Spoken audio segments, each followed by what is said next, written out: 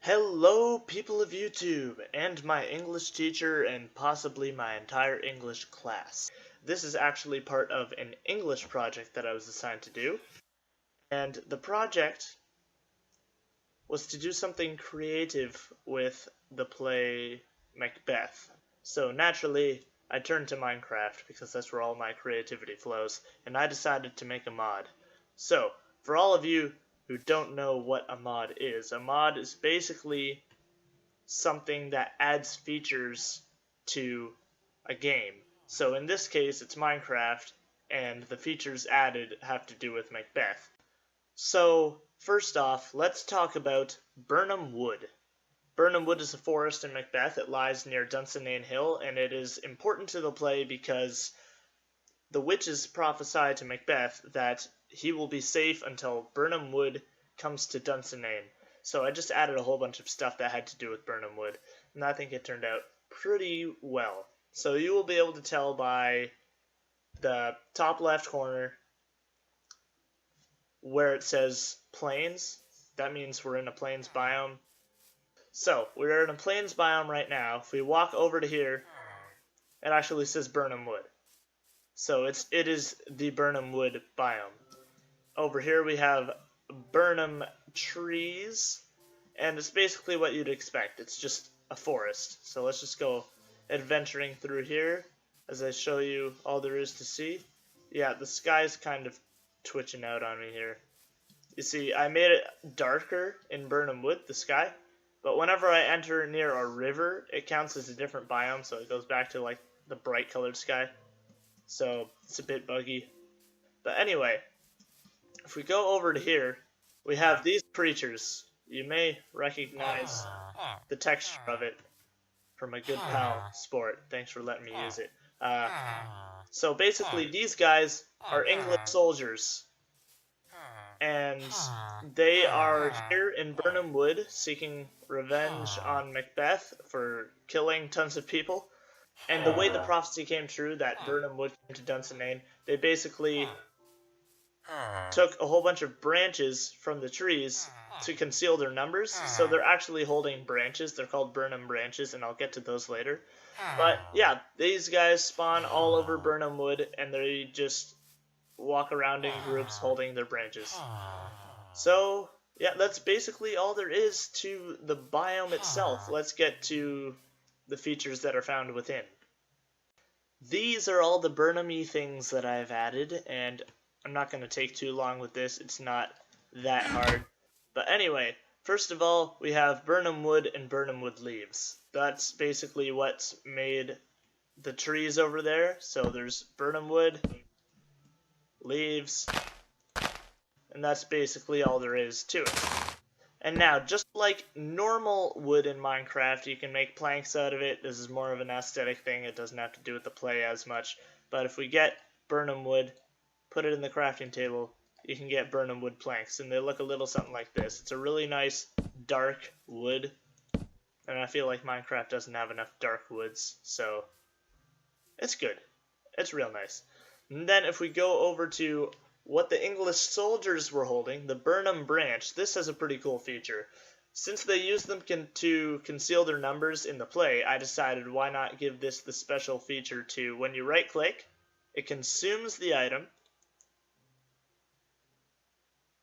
and oh wait, I'm in creative, so it's not going to consume the item. It should have, but now you can see I'm invisible. So it gives you basically that ability. I find it pretty cool. But anyway, let's get back to what we should be talking about. And these are Birnam saplings. And you may be thinking, let's just show you. You can get the Birnam branches by A, killing English soldiers, or B, breaking the leaves here. And then you have Birnam branch. And now I'm invisible again. So basically, that's how you get them. Now you may be thinking, if the branches drop from the leaves, how do I get saplings? Well, basically, you just get the branch in the crafting table and it gives you a sapling. It's simple as that. Now, you may have noticed this baby little tree over here. You can put down the Birnam sapling, just like any other sapling. It doesn't grow like normal trees. I tried really hard, but I couldn't really get it to happen. So it just grows a mini Birnam tree for you, and you have to use an actual bone. And you right click, and there it is. Usually you have to use bone meal, but you just had to use a normal bone for this one. And the final thing that you will find in Birnam Wood are the English soldiers. Now, I should tell you, we already talked about these guys a bit, but yeah, they will attack you. They are on guard, you guys. Vigilant soldiers. You do not want to upset them. I'm safe. Alright. Let's get on to the next things that we have to talk about.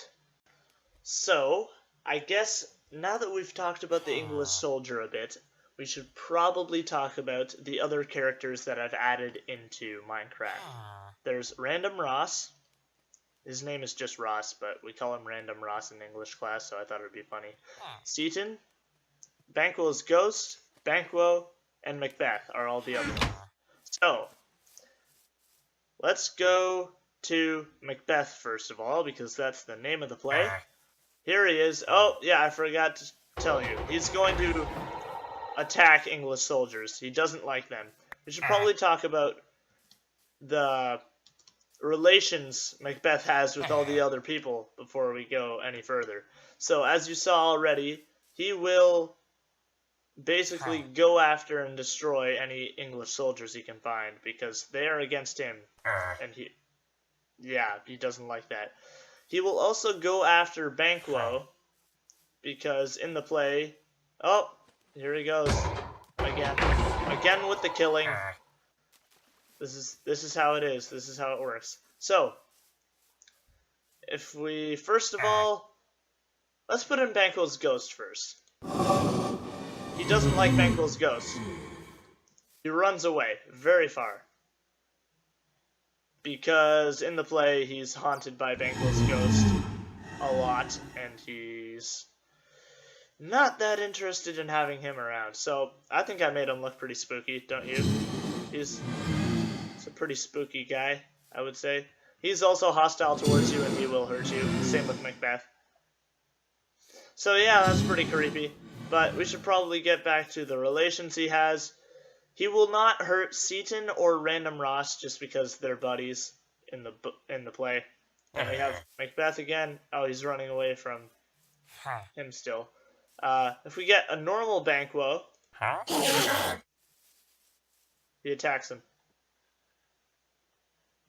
Basically, and he dies. Aha, I forgot to tell you. Now, when Banquo dies, it spawns Banquo's ghost. And every single time you kill Banquo's ghost, there's a chance that he will respawn again. So basically, he's there to haunt you. And he will not go away very easily unless you run away very quickly. He is very quick, and he will catch you.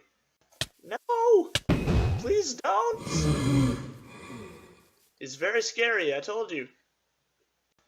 So, before we move on to the other characters that I added into the game, let's just take a closer look at Banquo, because he kind of died very quickly. There he is. Yeah, he's just like that. Let's get a comparison. This ghost and him. That's the ghost. That's him. Ghost. Him. So yeah, I think I did okay with it. It looks pretty creepy. Yeah, I'm happy with it. The next character we are going to be talking about is going to be Seaton. Seaton is an ally of Macbeth. He is best known, I would say, well, at least to me, as being the one who's going to get Macbeth's armor. He's like the armor bearer, kind of. Except not really. He's just going to get his armor. So, if we spawn him in, he's just some old dude. When I looked up Seaton on Google Images, it just showed up some old guy. So, basically, I made him an old guy. And if you're a jerk, and you kill Seaton... Aha! Okay, there, it happened. You get ignore this. I already had this in my inventory. You get Macbeth's armor, and it does a whole bunch of good stuff for you. You got night vision from the helmet, speed from the legs, saturation, which basically keeps you full. You get that from the body, and then jump boost from the boots. Jump boost is self-explanatory too. You jump higher. So basically, you have all these buffs, and you're ready to go. And now, the moment you have all been waiting for, Random Ross. Random Ross is just be ready. He's pretty amazing. That's Random Ross. Random Ross, he will spawn randomly in the world. You'll just find him rarely just standing there. And he just walks around basically. And when you kill him, you get a potato. Where'd the potato go? Oh, there it is. You get a potato. Alright, we're getting to the last stuff, so just keeping on with me. So, now we are going to have Macbeth's castle. It doesn't always spawn on top of a hill, and I can't call it Dunsinane Hill. That would have been really cool, but I just couldn't figure it out. So, we have item.macbeth's crown item.name. It's Macbeth's crown. That's all it is. This is a fake crown. It does nothing. It's just an item that I use in case I can't find Macbeth's castle. I can use it to spawn it in. So it just makes it easier for me, basically. 3, 2, 1, boom. Okay, I messed up. I did. I don't know what happened, but I'm in a new world. I'm in a super flat world right now, and the castles spawn everywhere, basically, because there's so much room for them to do so. So basically, this is Macbeth's tiny little castle. I think it's cute. Don't you? Oh, I wish I could live here. So awesome. But anywho, this is basically the only place where you're going to find Seaton. This is where he naturally spawns. And then you'll also spawn with a Ross on. They're basically just there with Macbeth. So, if you hadn't noticed already, there's a pink bar above, where it says Macbeth. That is actually a health bar. Macbeth is a boss that you have to basically destroy. And this is where he spawns. You've got Seaton, Ross, and Macbeth, and he is the big boss. And now I'm going to try to attempt to kill Macbeth so that you can see one of the features. Let's do this thing. I've decked myself out in Macbeth's armor, and I have enchanted sword and all. And this is, yeah, he's strong and fast. That's what he is. Okay, go.